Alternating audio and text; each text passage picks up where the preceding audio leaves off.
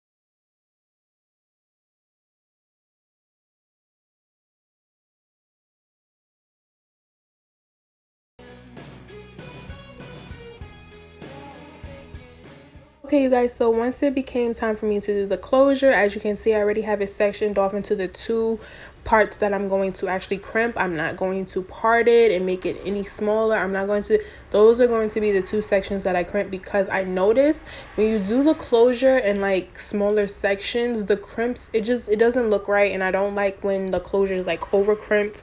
I like it to have a nice soft look to the top. I don't want it to look too crunchy or too stiff or anything like that. So I'm going to crimp the closure in just those two sections, and I'm not going to spray as much holding spray